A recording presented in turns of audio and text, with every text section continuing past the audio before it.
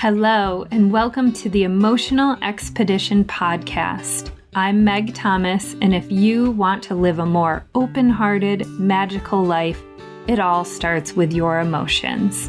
This podcast will take you on a journey, helping you to better understand, express, release, and heal your emotions. Let's get exploring. The other night, I went to a kirtan event at a local yoga studio, and it was just the medicine I needed. I had had a rough weekend. It was a rough weekend on top of a really rough week, and I had spent the morning crying. When I tuned in and asked myself, when I asked my intuition, my own inner knowing, if it was for my highest and best to go to this event, it was a yes. I knew that kirtan, that chanting of mantra in a yoga studio, would most likely bring more tears to the surface, but that I would also feel safe. And I knew that was what I needed, to move the emotions through my body.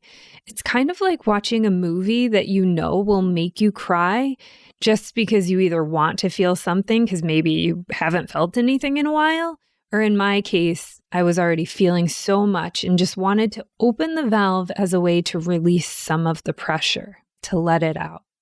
So I went.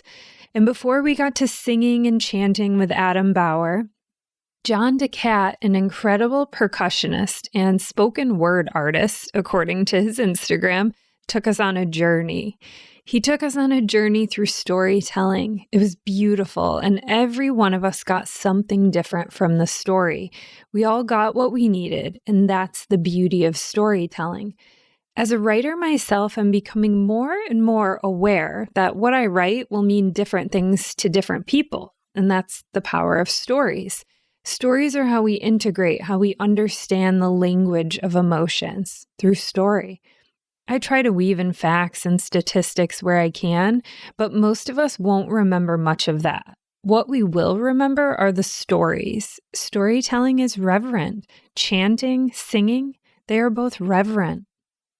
After our story with John, the lights were lowered, so we could only see the silhouettes of the three musicians. At first, I didn't understand. I've never seen musicians play in the darkness.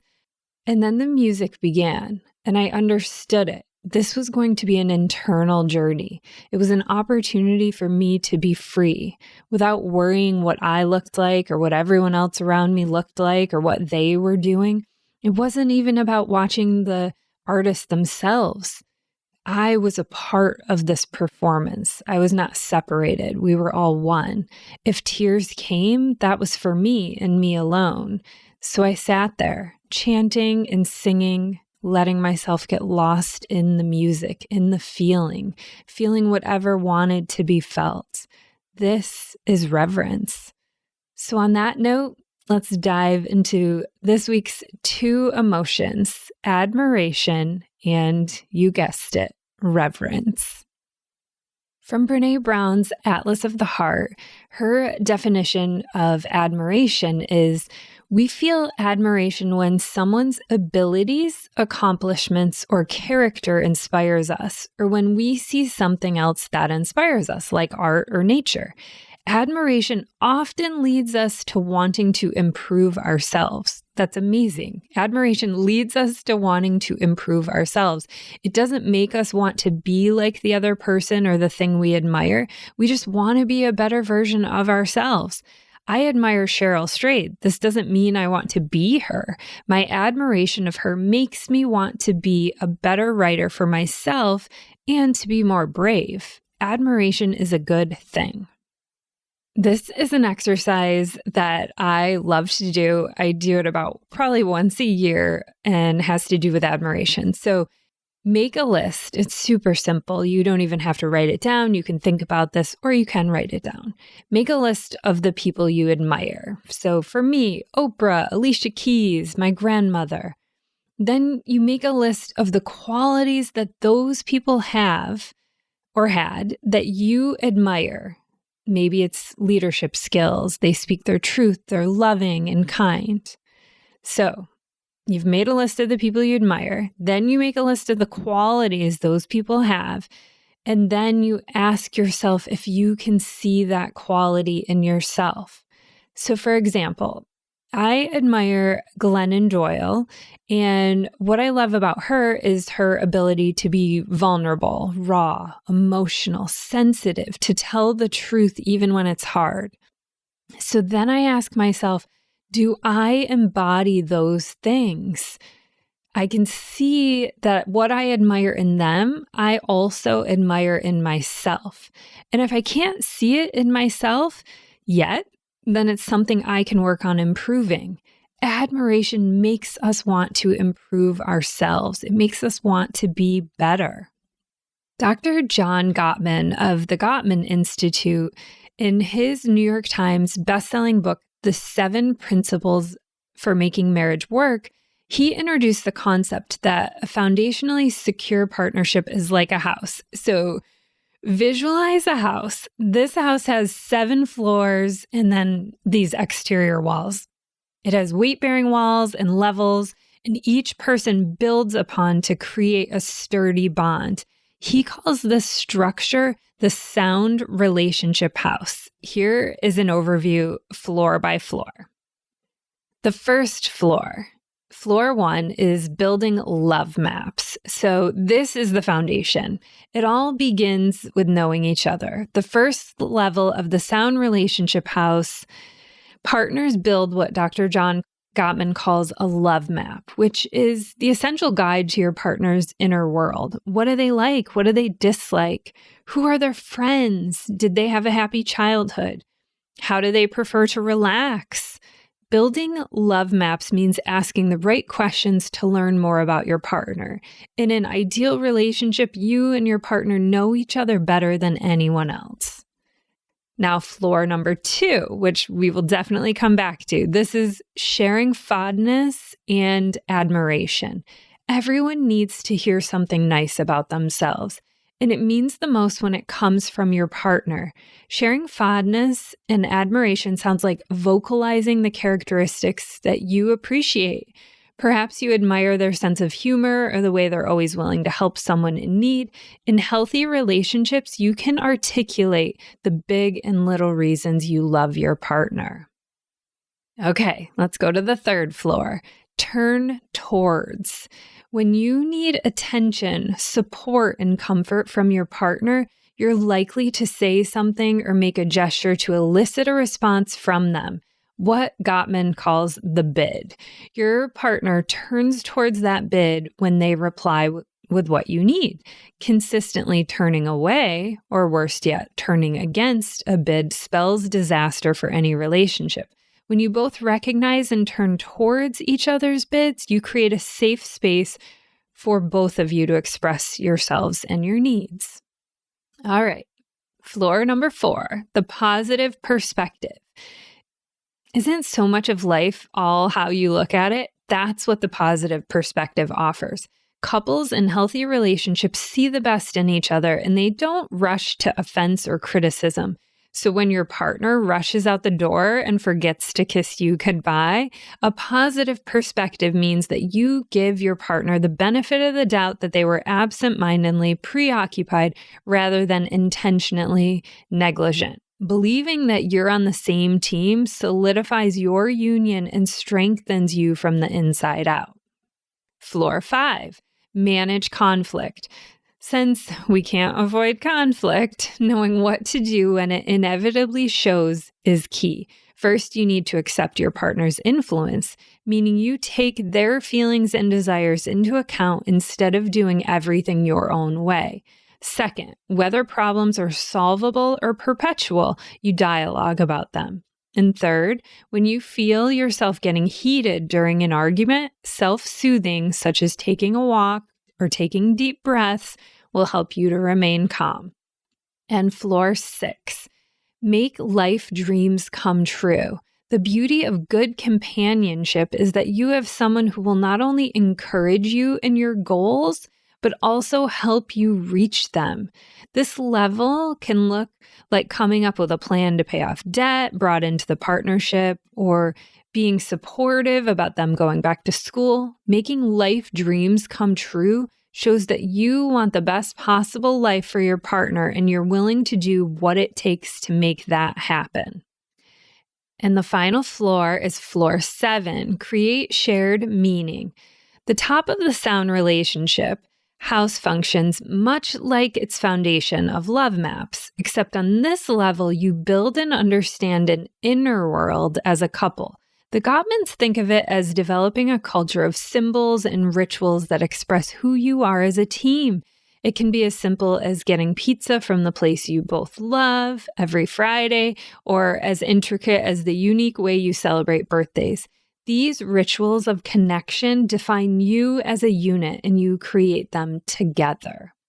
And the last part, now that we have the 7 floors, are the 2 walls. And so the weight-bearing walls, one is trust and one is commitment. As important as all the floors of the sound relationship house are, they don't hold together without the pillars of trust and commitment.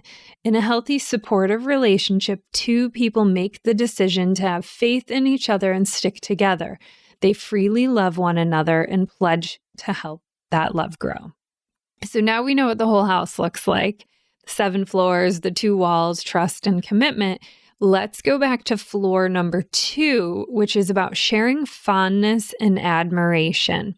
Sharing fondness and admiration is a friendship skill, which serves as the antidote for contempt. And if you know anything about John Gottman's work, contempt is one of the 4 horsemen. It's one of the ways that you can determine that a relationship will fail. So admiration is super important to help us counteract the antidote for contempt.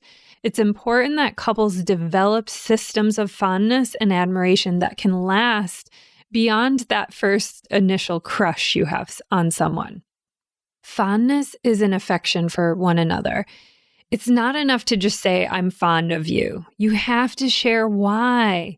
Instead of saying, I'm proud of you, say, I'm proud of the way you blank. I'm proud of your this. I'm attracted to your blank. I am impressed that you blank. I like how you blank. This is something you can do in all relationships, not just romantic ones. Over the next week, practice saying this out loud. Very often we believe that our partner already knows these things, but I promise you they will love hearing them from you. In addition to proactive fondness, couples must learn how to show appreciation. It's all connected. And this is one of my favorite Gottman exercises, which is called I Appreciate, also from the 7 principles for making marriage work. So choose an adjective that describes your partner. Maybe they're dependable, they're clever, they're authentic, they're honest, caring, independent, joyful, strong, whatever it is. Choose an adjective that describes your partner. Then name an actual incident from the past week where your partner demonstrated that quality. Write it down. And the next time you get a chance, share it. Say it out loud to them. Tell them, I appreciate that you are blank. I noticed it last week when ... So an example of this, which just happened to me, was I appreciate that you are so thoughtful and caring. I noticed it last week when you knew I was having a tough week and you sent me the most beautiful flowers. By sharing what you appreciate about each other, you will reinforce for yourself and your partner the positive aspects of your relationship. And then there's one little piece at the end of this exercise that I love, which brings us back to the admiration. Based on whatever adjective you use to describe your partner, let's say you picked relaxed and your partner picked strong. There's a reason those attributes are meaningful to you. Explore those reasons together. Why is strength important? What is it about being relaxed that holds value? When couples can identify and articulate their core values together, they can get a jump start on creating shared meaning, which is at the top of the sound relationship house. According to Zach Brittle, a certified Gottman therapist, he says sharing fondness and admiration in intentional, consistent, faithful ways is the antidote to contempt. And more importantly, it increases the amount of affection and respect in a relationship. Your relationship, especially in its early stages, may feel full of infatuation, sexual attraction, and hope. When the newness wears off, however, you'll be glad that respect, trust, and love remain as a result of your sharing. Okay, now it's time to talk about reverence. I want to start this emotion, reverence, off with a poem called "For Equilibrium, a Blessing." Like the joy of the sea coming home to shore, may the relief of laughter rinse through your soul. As the wind loves to call things to dance, may your gravity be lightened by grace. Like the dignity of moonlight restoring the earth, may your thoughts incline with reverence and respect. As water takes whatever shape it is in, so free may you be about who you become. As silence smiles on the other side of what's said, may your sense of irony bring perspective. As time remains free of all that it frames, may your mind stay clear of all its names. May your prayer of listening deepen enough to hear in the depths the laughter of God. This is by John O'Donohue from his book To Bless the Space Between Us, a book of blessings. The definition of reverence from Brené Brown's Atlas of the Heart is reverence, which sometimes called adoration, worship, or veneration, is a deeper form of admiration or respect and is often combined with a sense of meaningful connection with something greater than ourselves. She also listed in Atlas of the Heart a research definition she came upon, which says reverence is a cardinal virtue characterized by the capacity of feeling deep respect, love, and humility for something sacred or transcendent. Here's how admiration and reverence differ. Admiration fosters self-betterment. It makes us want to be better. Reverence, however, seems to foster a desire for connection to what we revere. We want to actually just move closer to that thing or the person that we revere. So this means we can have a complicated relationship with reverence. For instance, what's the first thing you think of when you hear reverence? For most of us, it's God, it's church. That's what we think of. And that can be complicated. I grew up going to church. I was baptized in a Methodist church, and then I was confirmed in a Congregationalist church.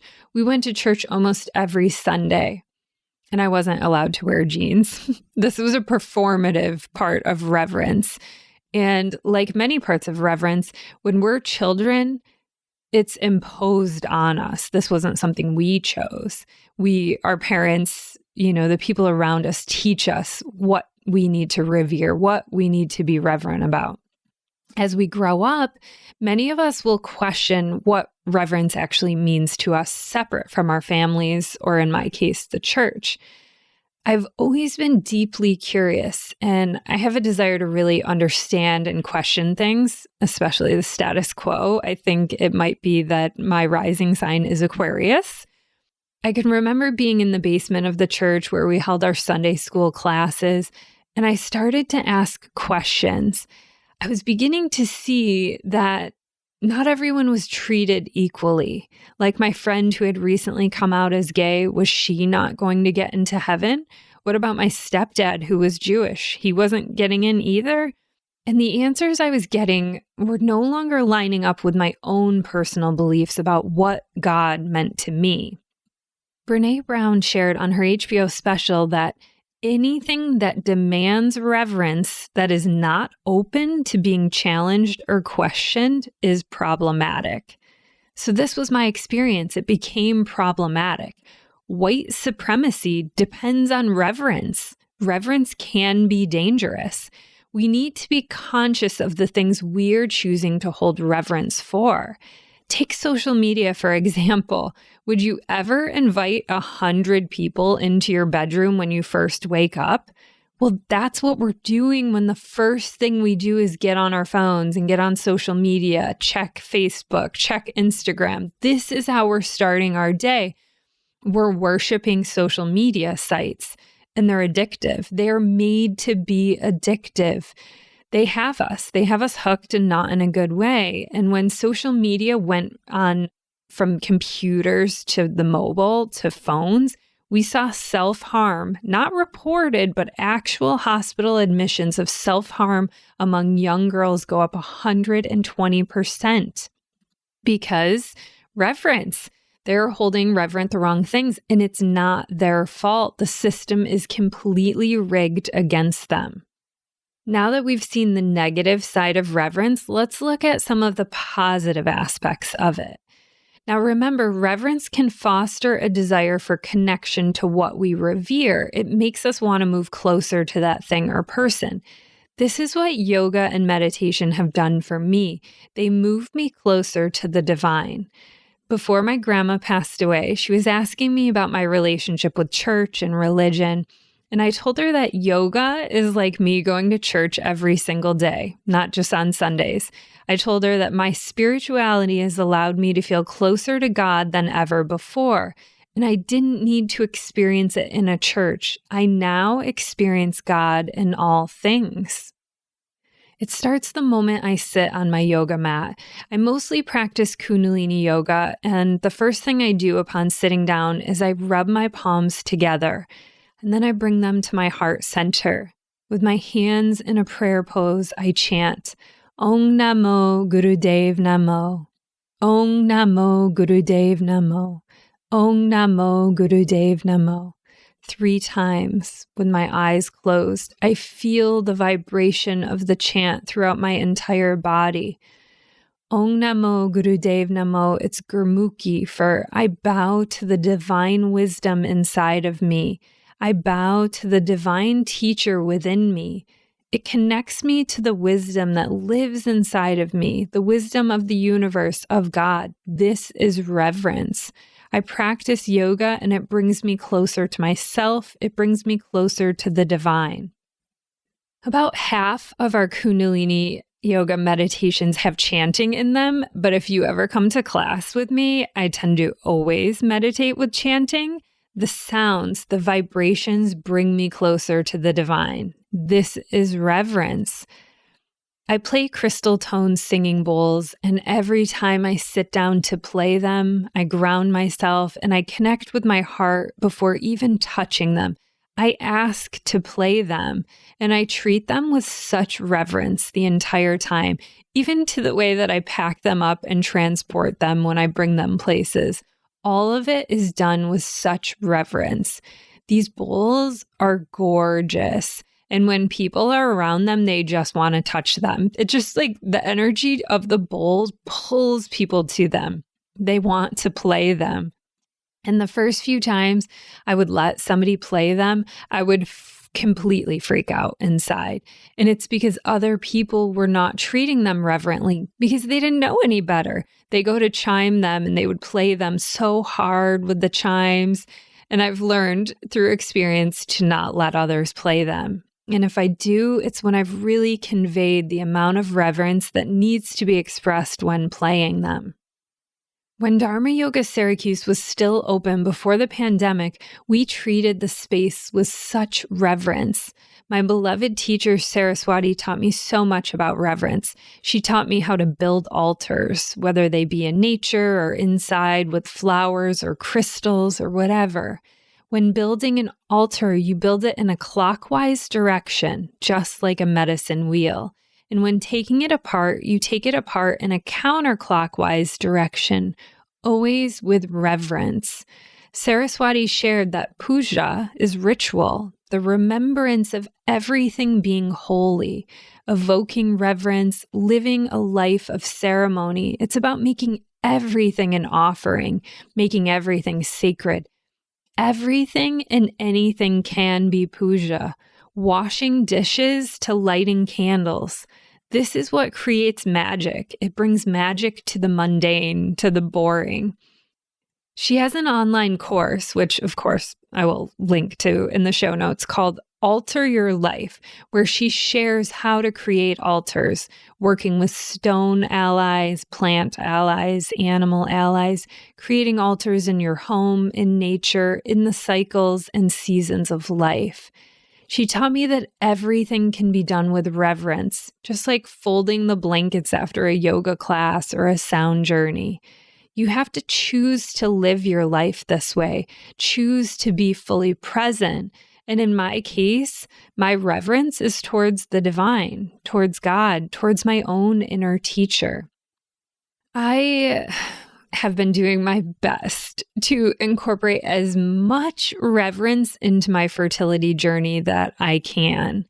When I would receive meds in the mail, my shots from the pharmacy, the first thing I would do was to pray over them, to raise their vibrations, to help my body receive them. When I would go to the clinic for a procedure or even surgery, I almost always was listening to mantra music on my AirPods and holding a crystal in my hands. I believe that all paths to motherhood are spiritual, and this was how I honored my journey. For me, reverence is about treating every experience as a divine one. When I sat down to create this podcast today, I prayed I would be a channel and the words would come through me. I live my entire life as if I'm not alone, that the divine is always with me, especially in the challenging times, even when I don't understand what's happening. And reverence doesn't have to be about God or spirituality. We can have reverence for Mother Earth. We can have reverence for the moon and the stars. We can have it for our beloved animals. We can have reverence for our bodies. To me, reverence is about being fully present and about being conscious. And our bonus word for today is irreverent. The Cambridge English Dictionary says that not showing the expected respect for official, important, or holy things, that is irreverent. There are entire categories on Netflix of irreverent comedies, dramas, sitcoms, and so on. These are the shows that you laugh at their jokes and then you immediately feel bad after, knowing it's probably not something to be joked about. Just think Saturday Night Live. As we move into the holiday season, this is a perfect time to reflect on what you hold reverence to. Is it the shopping and consumerism of the holidays, or is it something else? Be conscious of what you are choosing to be reverent to. And today's poem that I would like to leave you with is called Honoring Divine Presence in All Things by Pixie Lighthorse. Thank you for this great day. Thank you for putting out the call to come home to you. Help us sing your songs of love and devotion to our understanding of you loud and clear. Help us write those that live inside of us, remaining unspoken and unsung. Remind us that they are there because you are there.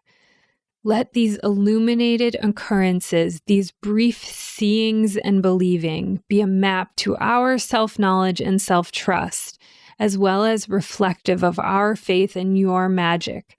Show us that everything is beautiful and can also help us to appreciate that which is furthest from beautiful for the lessons that accompany it. Let nothing be lost on us. Make us your sensitive trackers, seeking truth and finding it tucked away in the unexpected. Let us channel your pure energy so we can feel you in everything. Show us how to bring in as often as possible, providing us with reserves for staying fueled for human tasks.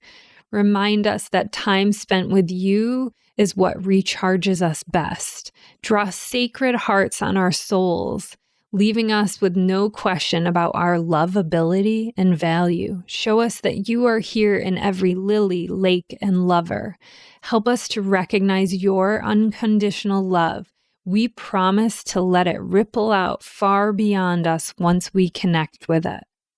Let us practice valuing our serenity above all else so we may learn the true meaning of conserving what is precious. Help us to agree on what that is. Teach us how to walk through the world consuming less and caring more about the spirit that lives in everything.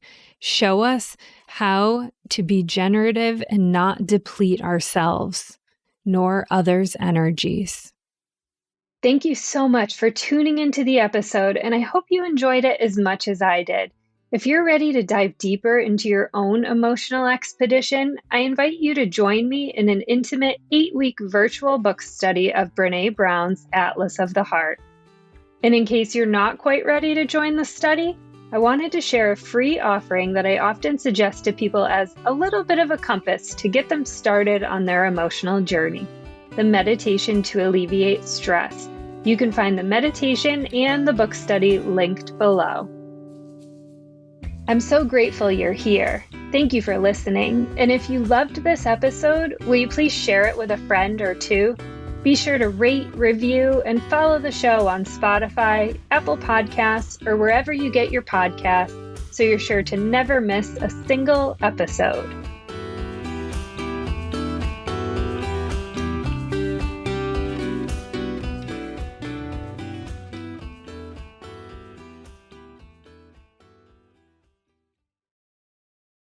This podcast is part of the Sound Advice FM network. Sound Advice FM, women's voices amplified.